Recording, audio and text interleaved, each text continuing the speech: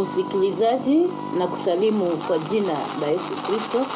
Nambariki Bwana kwa ajili ya Jumanne hii ambaye ametupa tukiwa wazima.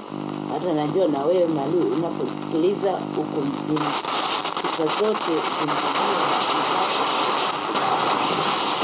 Leo tutafundisha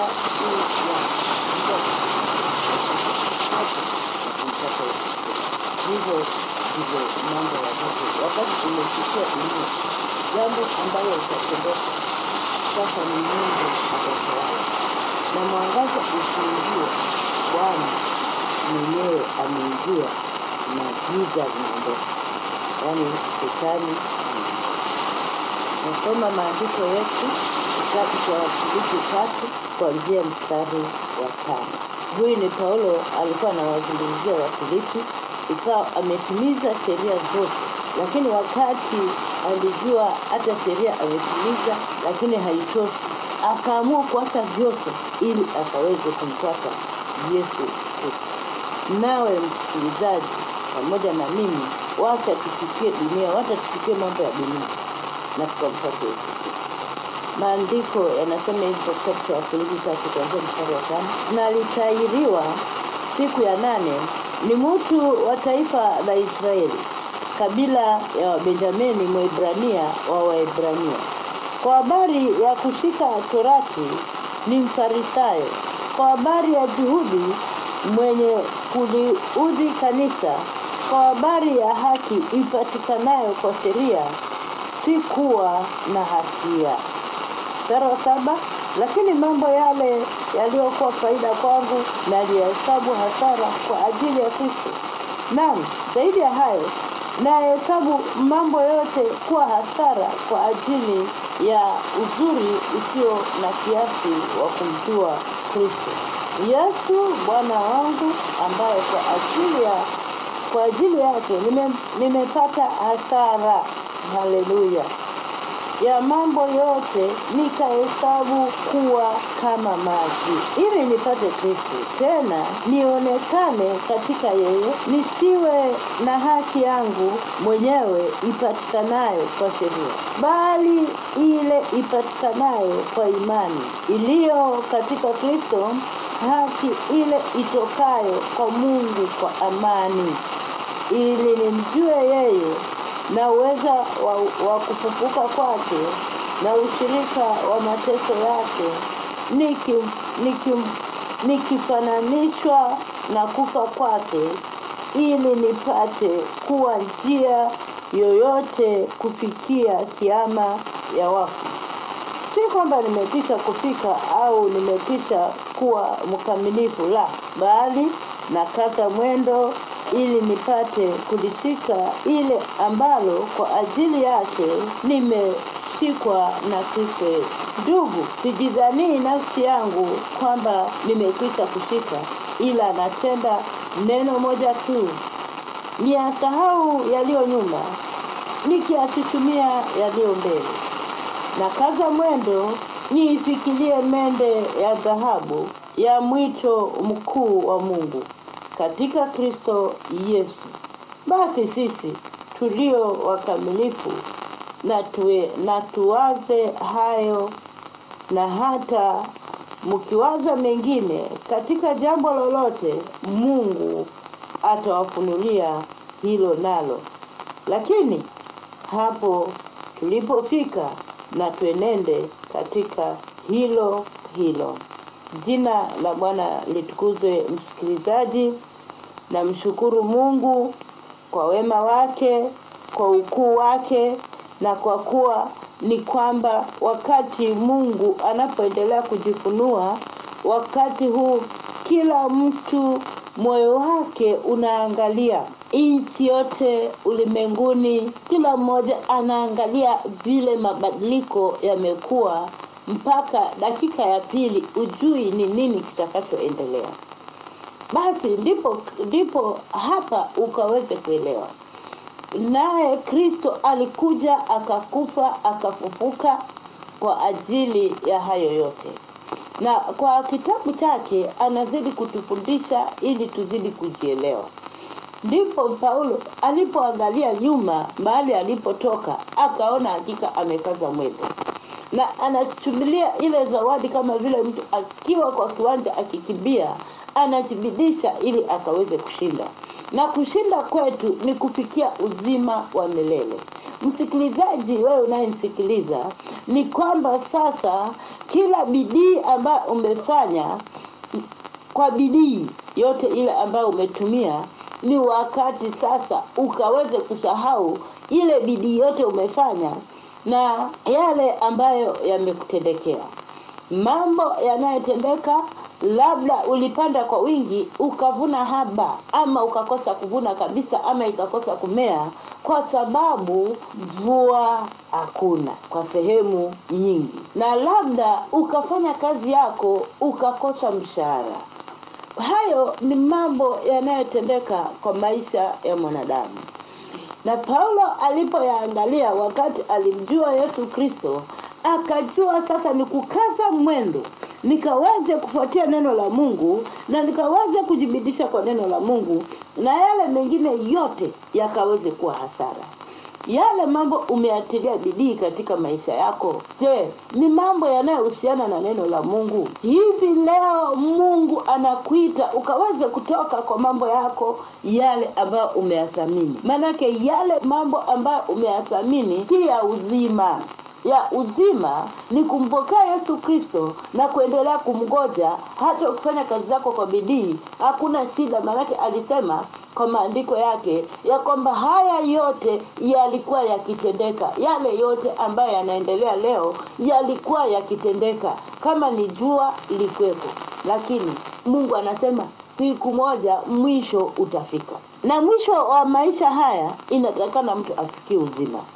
Huwezi kufikia uzima manake katika haya mambo yote mpaka uanze kujitayarisha. Paulo katika kujitayarisha kwake ilibidi Mungu amchukue kwa lazima, vile maandiko yanasema wengine wananyakuliwa kwa moto kwa lazima.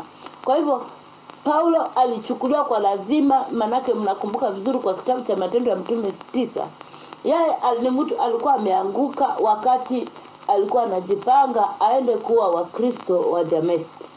Na lile jambo Wakristo wa Dameski walikuwa wanafanya, wao walikuwa wameendelea kuomba walipopata barua ya kwamba Sauli anakuja kufanya ile kazi yake ameendelea kufanya. Na Wakristo wa Dameski wakaanza kuomba. Lakini leo mabaya yanapoendelea katikati yetu Wakristo hatuombi. Sasa na kukumbusha Wakristo wa Dameski walianza kuomba, na wakisema huyu mtu kweli amekuwa akiua, lakini Mungu ufanye kila njia umuokoe. Hawakuomba aangamie, hawakuomba aharibikiwe, lakini wakasema Mungu kutana naye. Na katika maombi yao Mungu akasikia, na Paulo leo ambaye alikuwa anaitwa Sauli akakuta ameanguka, amepofuka macho, anasikia sauti na akasema ni nani huyu? Akaambia mimi ni Yesu Kristo unayeniudhi. Na aliposikia hivyo hakuweza kuona tena. Alikaa pale kwa nyumba ya Saulo wa Tarso siku 3, hali hanywi, bali kazi ilikuwa ni kuendelea kutubu kwa kazi zile alikuwa akifanya. Ndipo Mungu akamtuma Anania aje amwekee mikono, na baada ya kumwekea mikono akafunguka akaweza kuona. Naomba msikilizaji unayenisikiliza, Mungu akaweze kukusaidia ukaweze kuona. Manake pasipo kuona mambo yote ambayo unayaona yanafaa kwa maisha yako, hayo mambo ambayo hayana faida, mambo ya kupita, itakuwa ni kwamba huwezi kuona uzima. Wakati Paulo alipopofushwa na alipoamka pale, alipojua makusudio ya Mungu, alichukia yote na akapata hasara nyingi sana. Manake ile hasara anasema ambayo alipata na akachukia mambo na akayaona kama mavi, ujue ni hasara kamili, kwa sababu hakurudi kwa maisha ya kawaida kama vile wewe unayemsikiliza. Hivi mahali unapomsikiliza Mungu anataka uchukie dhambi, uchukie dhambi, uichukie kabisa. mpaka Mungu akaumbe upya katika maisha yako. Wakati umechukia dhambi, utaanza kutafuta faida ya kukaa kwa Kristo na faida ya uzima. Muda mwingi watu watafuti faida ya uzima, ndipo unaona makelele ni mengi, kwa sababu kila mmoja watu wanajibidisha wakaweze kupata ya dunia. Ya dunia ni ya muda mfupi. Yesu mwenyewe anasema kwa kitabu chake cha Mathayo, kuna faida gani ukapata dunia yote na mwishowe ukose uzima wa milele? Dunia yote unaweza kuipata. Ukitaka kujistarehesha, uko tayari kufanya haya. Ukitaka kufuta bangi, uko na uwezo wa kufanya haya. Ukitaka kunywa pombe, uko na uwezo wa kufanya haya.